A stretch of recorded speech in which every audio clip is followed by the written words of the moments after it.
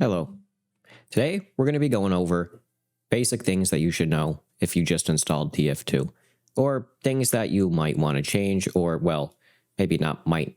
Maybe it's might not want to, but probably want to. Simple things, and don't get me wrong, it's not like there hasn't been videos made about these things. I will be linking a couple videos in the description made by this person here, and these 3 videos will be 3, 4, however many they are, will be linked in the description because I think he does a good job of explaining specific subjects that I'm going to be talking about in this video. But anyway, so these are things that new people just won't know the moment you're starting off the game.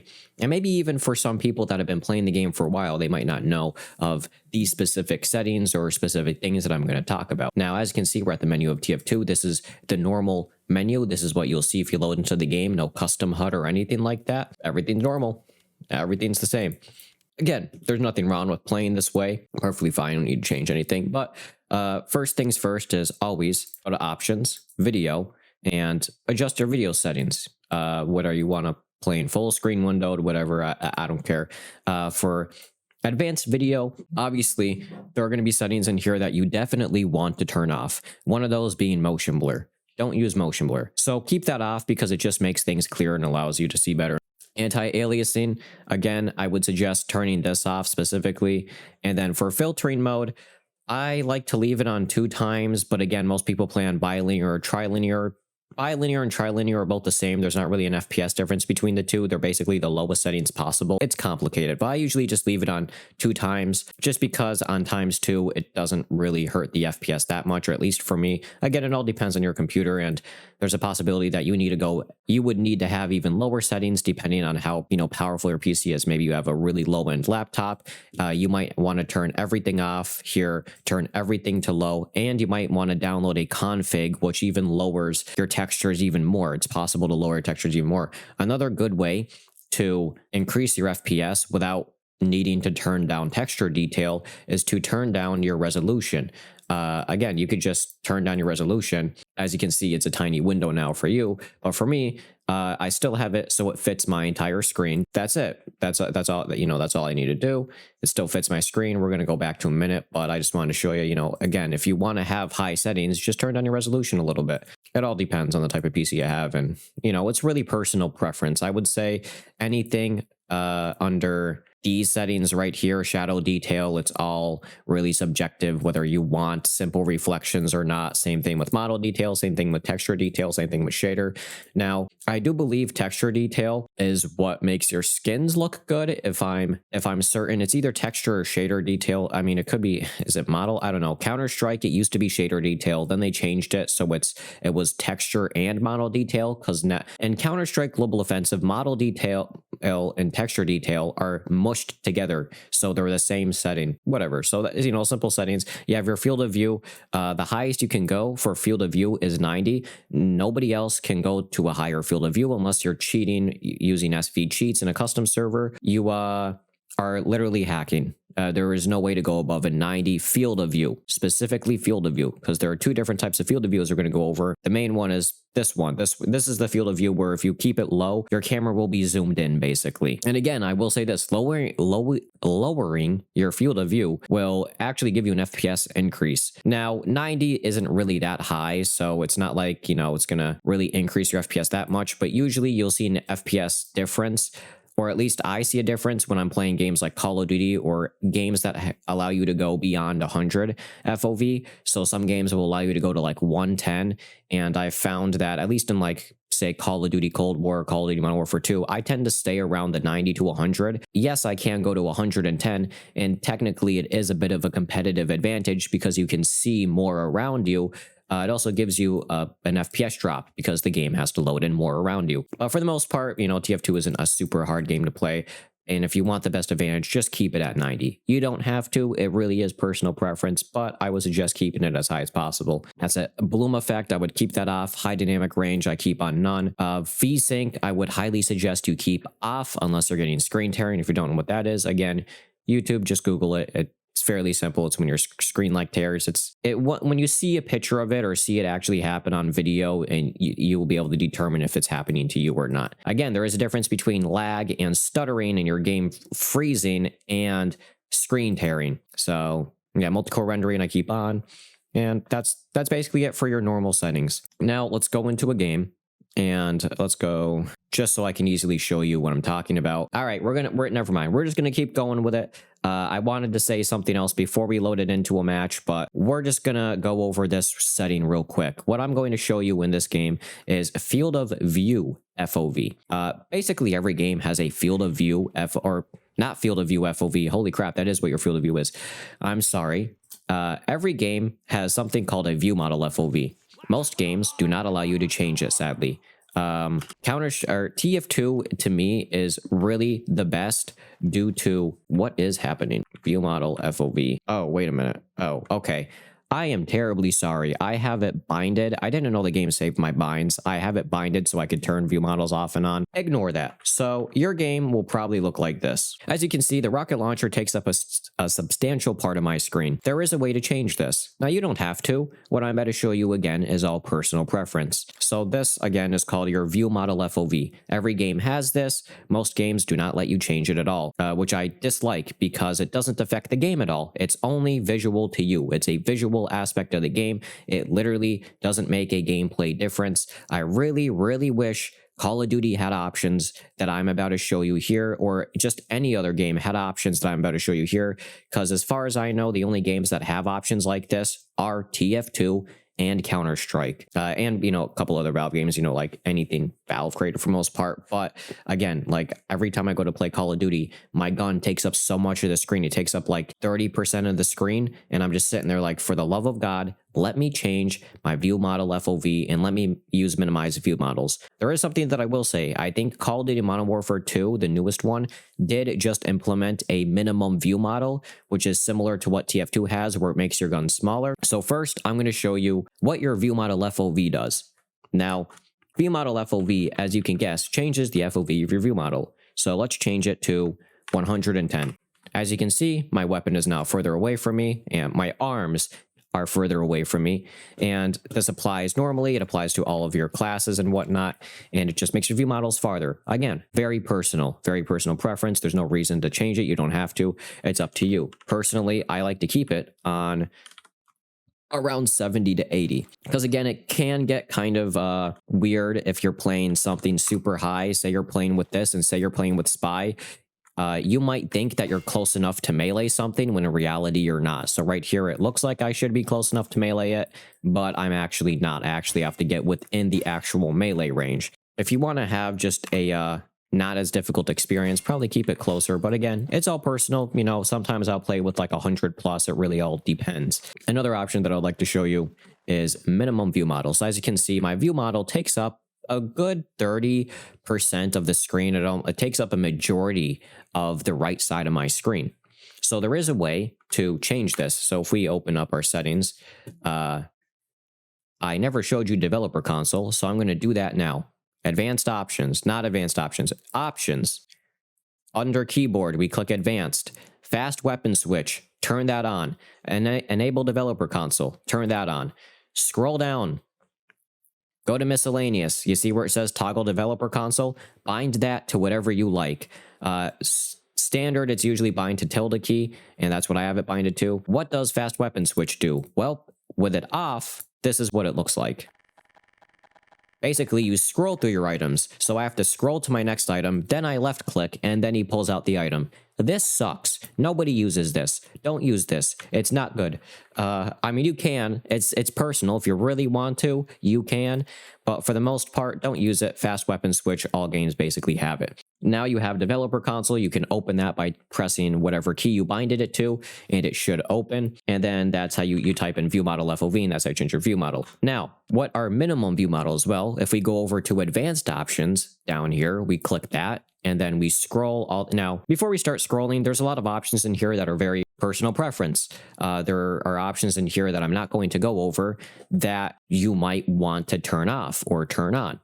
So for me, as you can see, automatically reload weapons when you're not firing. You might think I don't want that on. And that's how I played the game. 10 hours, 20 hours. And then I realized, holy crap, TF2 was never meant to have you reload the weapons manually. Automatically reload weapons. Keep it on. This isn't Call of Duty. This isn't any other game. It was weird because I came from playing Call of Duty and Counter-Strike, especially Counter-Strike, where you wouldn't want to automatically reload your weapons ever. But TF2, trust me, you want it on. Everybody uses it. I'm pretty sure like even pro players use it. It is just a basically advantage. It's weird. You can try it with it off, but trust me, with it on is a lot better experience. Again, fast weapon switches in your advanced options. Again, you can change your hit sound. You could also install custom hit sounds. I'm not going to show you how to install custom hit sounds in this video.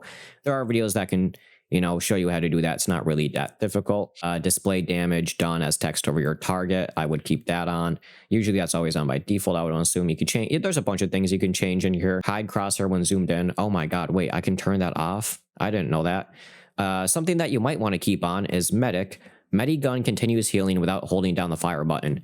Basically what this does is when you're playing as Medic, when you have your Uber gun out and you left click it, instead of having to hold left click, you only have to press it once. Originally I was like, that's dumb, I like to hold it down. And then I realized, holy crap, it makes playing Medic a lot easier to just click. So for me, I like having it on, but we go down, we have enable minimum HUD, which basically makes your HUD, as you can see in the description here, smaller and denser. Colorblind mode, we have advanced, spectator modes. So if we go down, view model FOV is also here. It only says to 70. You can change your view model FOV to, I think, 179.88 something. So you can go pretty high with it. You can't go any higher than like 179 though. You can go really low with it. You can go to like a 0 view model FOV and your view model just won't be on the screen. So it's basically an invisible view model. And some people play like that. There's nothing wrong with having no view model on the screen. If anything, it can help you. So as you can see, we go down. Okay, we go all the way down, and let me show you the option. Miscellaneous options. This is where you want to be. So this option right here, it is use minimize view models. If you turn that on, we click OK. As you can see, my rocket launcher is now at the bottom of the screen. Let me go over here so we could get this off the screen. As you can see, my rocket launcher is smaller and at the bottom of my screen. Majority of the players and a majority of the content creators that you will watch have minimum view models on. Keep it out of the way. It's a lot cleaner. So if you're wondering how, weapon looks so different than yours or it's in a weird position, that is also how you change it. So we got that out of the way. View model FOV, minimum view models. Personally, I kind of like having normal view models on for the most part. I don't really like minimum view models. It really is a personal preference. Maybe you want your rocket launcher to be on the right side of the screen and take a bunch of it. So I like to have large view models sometimes. It's just really is a personal preference thing. We gone over all of that. Let's back out of the game. We've changed our settings. We've changed our view model FOV. I've used minimized views models. Here's another option that I'd like to show you. You open up the developer console. And these settings are called the CL interp settings. So I'm going to show them on screen right here. These are the ones that R uses, but R says to use a rate of 60,000. I looked this up, what exactly rate is, and I found people talking about it on a forum from 7 years ago. And the person basically said, I put my rate to 100,000 because it's only like in bits or kilobits. So no matter what, most people's internet should be fast enough to deal with a super high rate. So what I would say is put your rate to 100,000.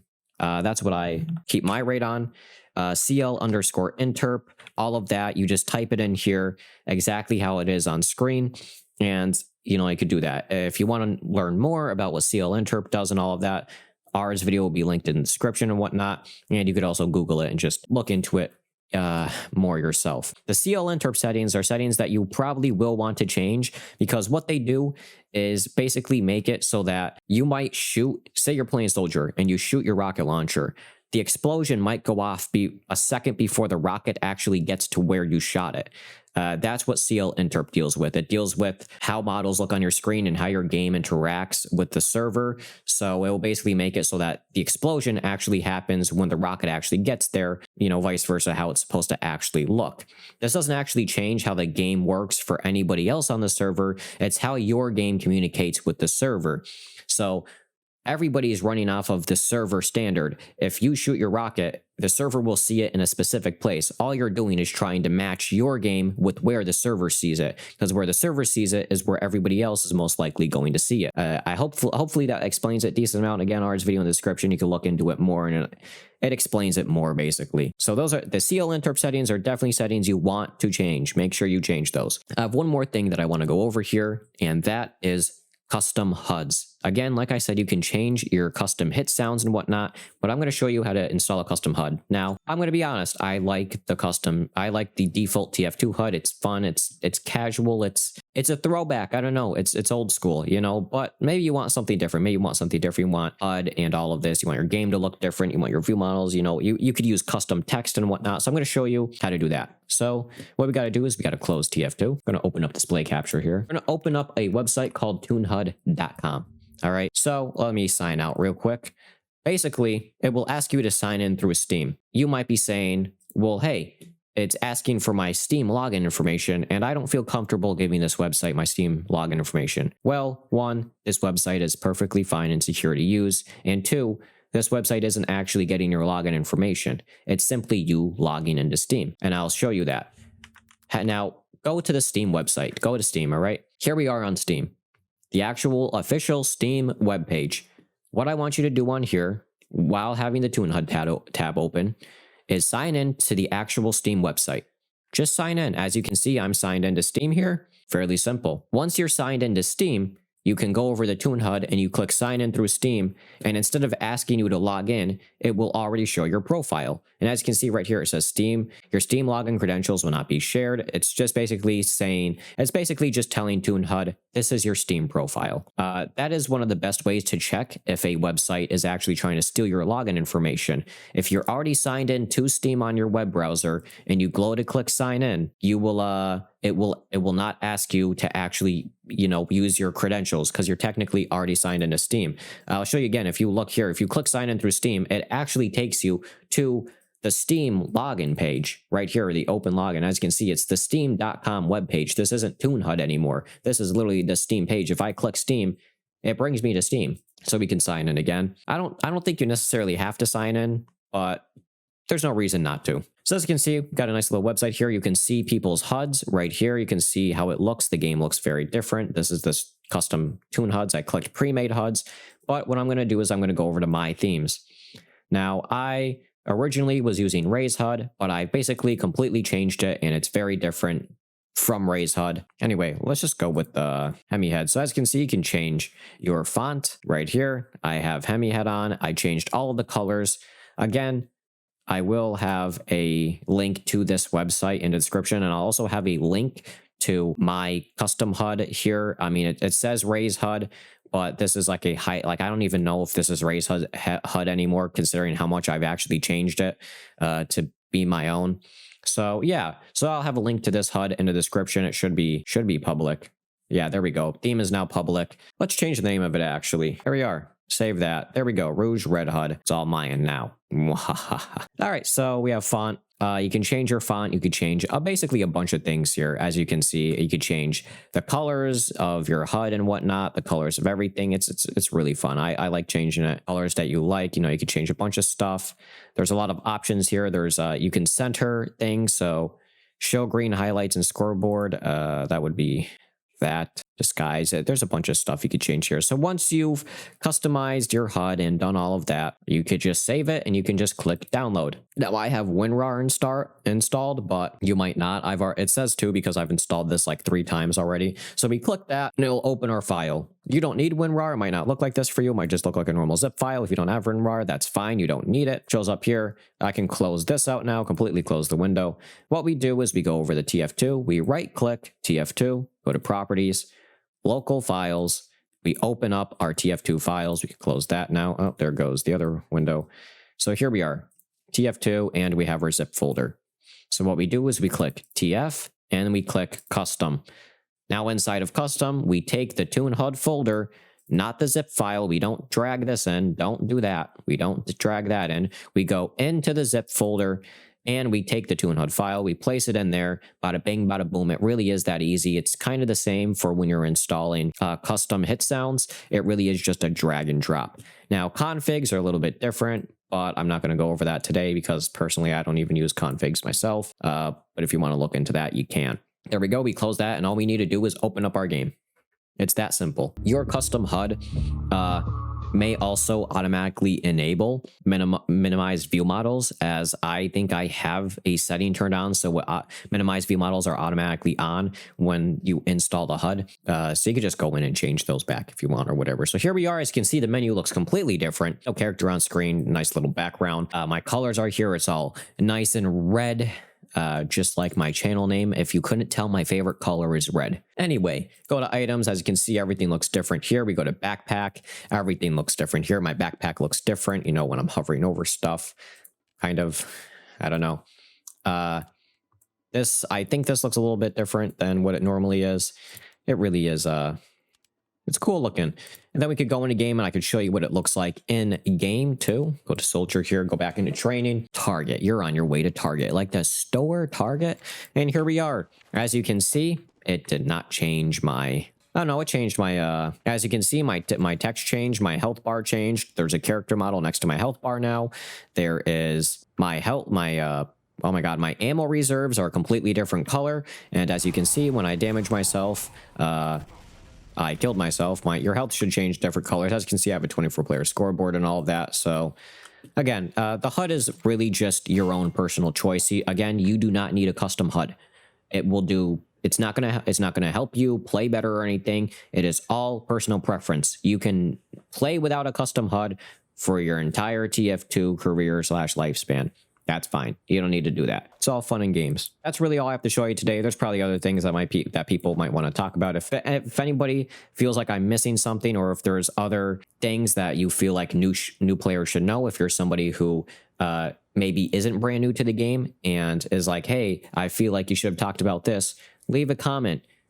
Tell us what you think new players should know, especially fresh installs, people that just installed the game. You know, drop a comment saying, oh, maybe you should change this, or look into this setting. You might like this setting, or change this. I just wanted to make this video because, again, it's not like nobody's ever talked about anything that I've talked about in this video. If anything, there are multiple videos by multiple people talking about everything I've talked about in this video. It's just that I really haven't seen a video of people talking about all of this in one video. You know, I haven't seen a video of people explaining Tune HUD, your CL interp, your settings, your field of view model. Maybe there is, but personally, I haven't seen one. So I just was like, hey, let me make a video for new players just so they know what to change to really get into it and not have, you know, maybe a lacking experience, or maybe they see a YouTuber and they're like, how did he do that? I want to know how his game looks so much different / cleaner maybe than mine, or I like how this looks, and et cetera, et cetera. So there we are. That's all I have to say. I hope you enjoyed the video, or I hope it helped you. And the dog barked. Wonderful. I'll see you in the next one.